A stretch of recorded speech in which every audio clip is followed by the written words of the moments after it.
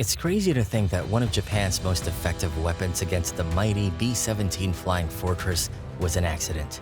A machine so fundamentally flawed in its original design that it was considered a complete failure, a bad investment on the verge of being scrap metal. Welcome to Historical Digs, where today we uncover the story behind the Nakajima J1N1 Gekkō, an aircraft born from failure which found its lethal purpose not in the bright sun of a dogfight, but in the cold, unforgiving darkness of the midnight sky. A guardian without a sword. In 1938, the Imperial Japanese Navy, looking at the vast, lonely expanses of the Pacific Ocean, identified a critical weakness in its doctrine. Its land-based bombers, like the Mitsubishi G3M, could fly incredible distances, but they were vulnerable. To solve this, the Navy issued the 13-She specification, a request for a revolutionary type of aircraft, a twin-engine, long-range escort fighter. The concept was ambitious, bordering on paradoxical. They needed a plane with the endurance of a bomber, capable of flying with them for thousands of miles, yet possessing the speed and firepower to tangle with enemy interceptors and fend them off.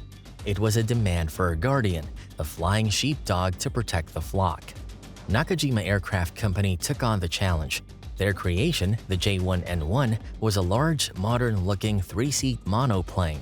On paper, it seemed formidable, but the design team, in an attempt to meet the Navy's complex demands, incorporated a feature that would prove to be its downfall: two remote-controlled, hydraulically powered gun turrets.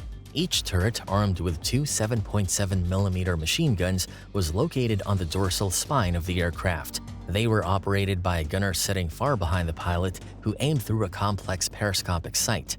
The idea was to provide a 360-degree field of defensive fire without the drag of traditional manned turrets. It was, in practice, a mechanical folly. The system was hideously complex, incredibly heavy, and prone to constant failure. The hydraulic lines would leak, the electrical connections would short out, and the tracking was so slow and imprecise that hitting a fast-moving target was nearly impossible. Worse, the weight of the turrets and the third crewman crippled the aircraft's performance. When the J1N1 prototype first flew in May 1941, the test pilot's reports were damning.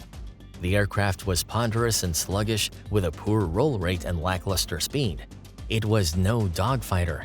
It would be eaten alive by any single-engine Allied fighter like the P-40. The dream of a long-range escort was dead. The J1N1 was a failure, a guardian with a sword that was too heavy to lift.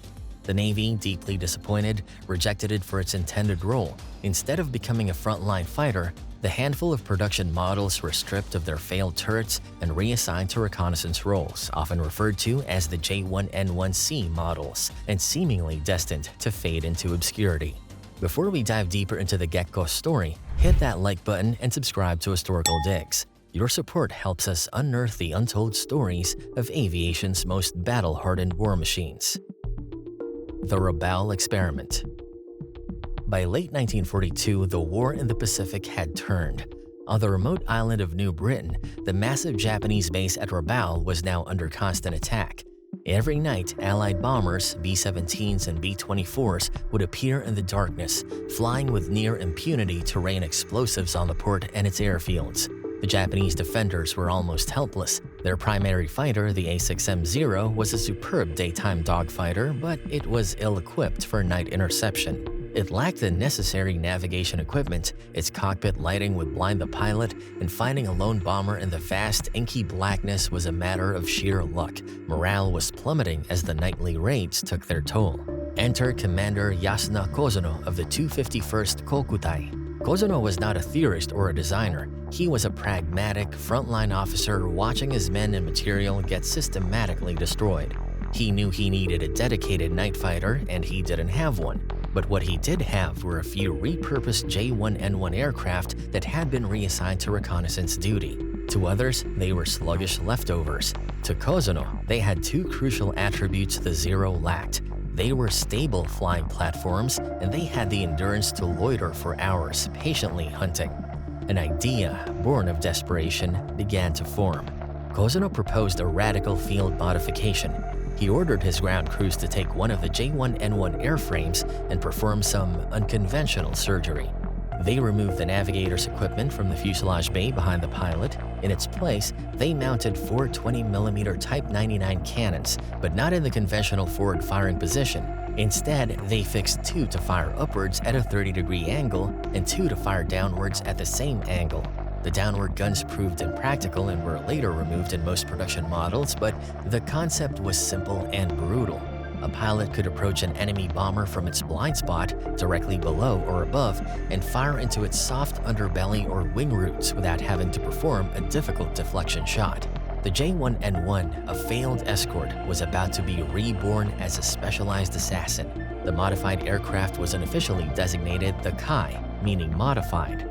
On the night of May 21, 1943, this makeshift bomber-killer reportedly took to the skies over Rabaul. The experiment was about to be tested in combat. The Hunter's Moon. That night in May 1943, the hastily modified J1N1, flown by a crew that had likely never practiced this new tactic, reportedly intercepted a B-17 from the 43rd Bomb Group. The pilot slid his aircraft into the bomber's most vulnerable position, its dark underside, a massive blind spot for the fortress's gunners. Silhouetted against the moonlit clouds, the bomber was a perfect target. The Japanese pilot held his course steady, and the gunner unleashed a volley from the upward-firing cannons. The 20mm shells ripped into the B-17's wings, igniting the fuel tanks. The bomber cartwheeled into the sea in a ball of fire. Minutes later, the same J1N1 found another B-17 and destroyed it in the same manner. Kozuno's gamble had paid off spectacularly. The experiment was a stunning success. The Imperial Navy, realizing the potential, immediately ordered the formal conversion of the J1N1 into a dedicated night fighter. The new version was designed the J1N1S and given a fitting name, Gekko or Moonlight. The downward-firing cannons were soon discarded as impractical, but the upward-firing configuration, known as shaju, oblique firing guns, became standard. The Gekko's hunting technique was a chilling art form. It was a stalker, not a brawler. Its pilots would patrol known bomber routes, using their keen eyesight, since radar was rare and unreliable, to spot the dark shape of a heavy bomber against the pale glow of the moon or stars. To the Allied crew, there was no warning, no tracer fire, no enemy fighter visible out the windows. There was only the sudden, catastrophic impact of cannon shells tearing through the fuselage from a direction they couldn't defend. This tactic was a parallel, independent innovation to the German Luftwaffe's Schräge Musik system, a remarkable instance of convergent evolution in aerial warfare. In the skies over the Solomon Islands and later the Marianas, Gekko crews like the famous ace Shigetoshi Kudo racked up an impressive tally of kills against B-17s and B-24s. For Allied bomber crews, a new terror had entered the war, an efficient, predatory killer that stalked them in the moonlight. For a brief, brilliant period, the Gekko was the master of the night sky. Its specialized design made it a highly effective predator against the heavy bombers of 1943, but the nature of the air war was changing at a pace that Japanese industry could not match.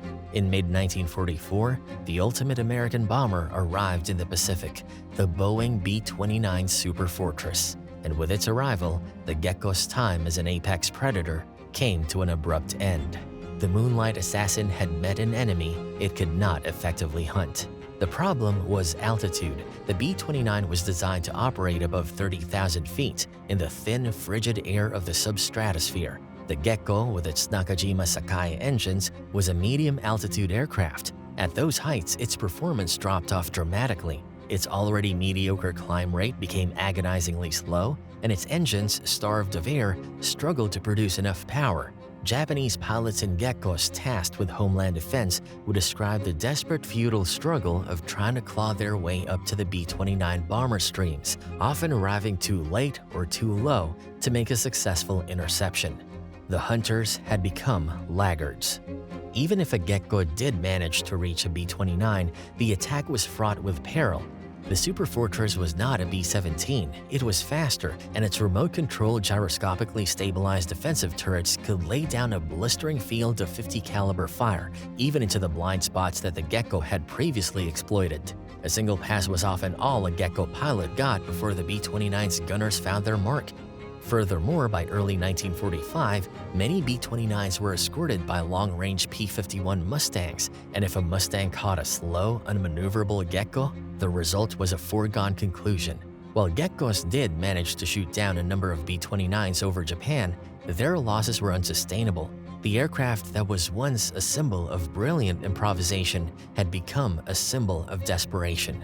The Gekko story is ultimately a microcosm of Japan's air war, a flash of tactical genius that was ultimately overwhelmed by industrial might and technological superiority. It was an ingenious solution for a specific problem at a specific time, but war does not stand still. Of the fewer than 500 Gekkos built, only one survives today, resting silently in the Smithsonian's Udvar Hazy Center. It stands as a monument to desperate innovation, a failed guardian reborn as a deadly assassin whose lethal moonlight ultimately faded against the dawn of a new and more powerful enemy.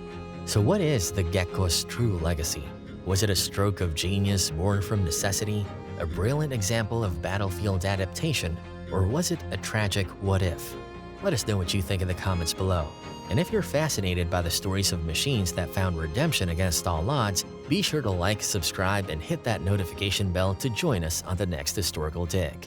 Until then, remember, history is full of hidden gems if you know where to dig.